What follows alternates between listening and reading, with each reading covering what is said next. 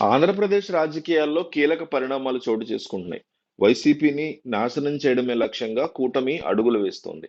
YCP ఎన్నికల్లో ఓటమి తర్వాత ఆ పార్టీకి చెందిన పలువురు ముఖ్య నేతలు కూటమి పార్టీల్లో చేరుతున్నారు.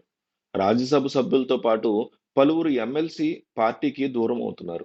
అప్పట్లో అధికారంలో ఉన్న సమయంలో జగన్మోహన్ రెడ్డి ఏరి కోరి తెచ్చుకున్నటువంటి ఎమ్మెల్సీగా చేసినటువంటి కృష్ణా జిల్లాకు చెందిన మరొక అత్యంత కీలక నేత పార్టీతో పాటుగా ఎమ్మెల్సీ సభ్యత్వానికి రాజీనామా చేశారు.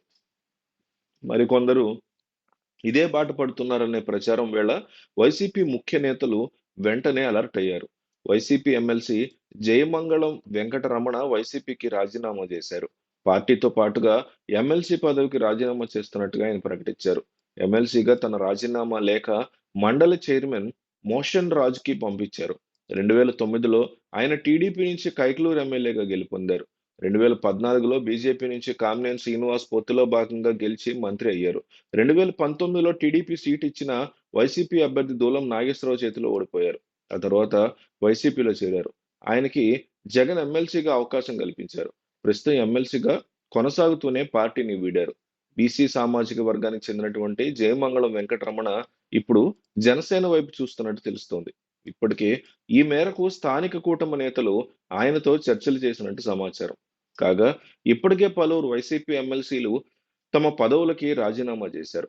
వీటి మీద చైర్మన్ ఎలాంటి నిర్ణయాన్ని తీసుకోలేదు. తమ రాజీనామాలు ఆమోదించాలని కోరుతూ తాజా సమావేశాల్లో రాజీనామా చేసినటువంటి సభ్యులు ఆందోళన చేశారు.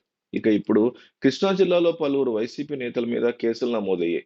వారంతా మౌనంగా ఉన్నారు. మరికొందరు వైసీపీ నేతలు ఒక్కొక్కరుగా పార్టీని వీడుతున్నారు.